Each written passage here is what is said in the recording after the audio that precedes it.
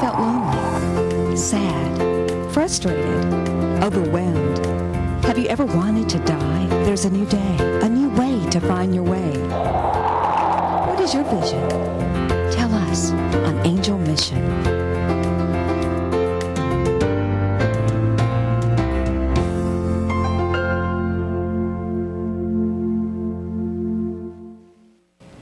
Hello and welcome to Angel Mission. I'm your host, Pamela Weeks. Addiction touches people.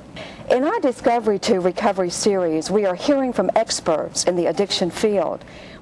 My role as a judge in Superior Court in a large metropolitan county covers so many different things.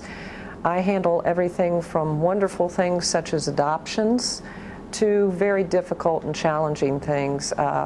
Major felonies, any crime involving that the potential for prison is a year or more. We deal with that a lot. We have a lot of mental health issues that, of course, people end up in trouble with the law. Everything from lawsuits, medical malpractice, so we handle all kinds of different things. DeKalb County has a wonderful drug court program that we started about 5 years ago. And drug courts are a very different type of court interaction. Normally, as I said before, I handle major crimes, major felonies. We see people, they present the case in court, a jury may determine that someone is guilty of a crime. I sentence that person, they go to prison, and that's the end of it.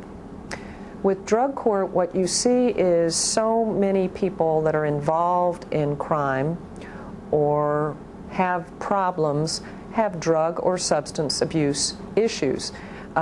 Drugs, including alcohol. Alcohol is a very big problem in DeKalb County.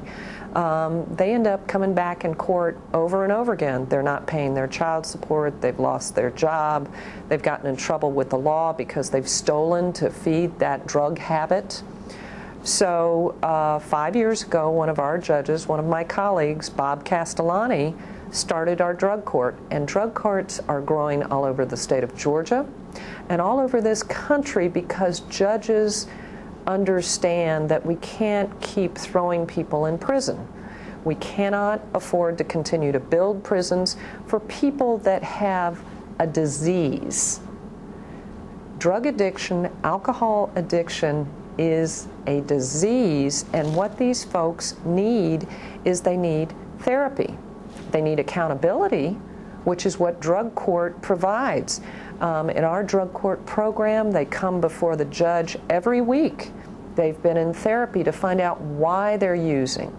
They've had to go through very difficult and painful processes to kind of take the mask off that they've built up as addicts, figure out why they use, what triggers them, how they can reintroduce themselves to being a productive person. And throughout that, the court and law enforcement work together with the therapeutic components of it. So they're getting counseling, but they're coming to court and they're telling me as the judge, or Bob Castellani as the judge, or Mike Hancock is another one of our judges that's involved, how they're doing, what's going on, what are their struggles, have they been doing their homework assignments, have they been doing these things. And it's a really very different type of court. It's a problem-solving court instead of what I view as, to some extent, a throwaway court. Find them, punish them, throw them in jail, and say good luck. So drug court is a very different setup. A wonderful thing for our taxpayers when you think about it, because for me to sentence someone that's been convicted of possession of cocaine, they go to jail. Let's say I put them in jail and I sentence them for 5 years to serve 1 year in jail. Each and every day that person is in jail, it's $55 to $60 a day. That's straight up costs. They're not working because they're in jail. They're not supporting their children because they're in jail. They are losing their apartments, their homes, because they are in jail. If instead I sentence that person and they qualify and they come into our drug court program. Program costs $19 to $21 per day.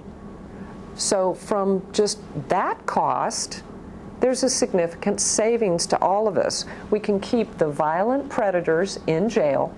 We can treat the people with the disease, the addiction. And gee whiz, while they're out there in therapy, we require within 90 days that they are back working.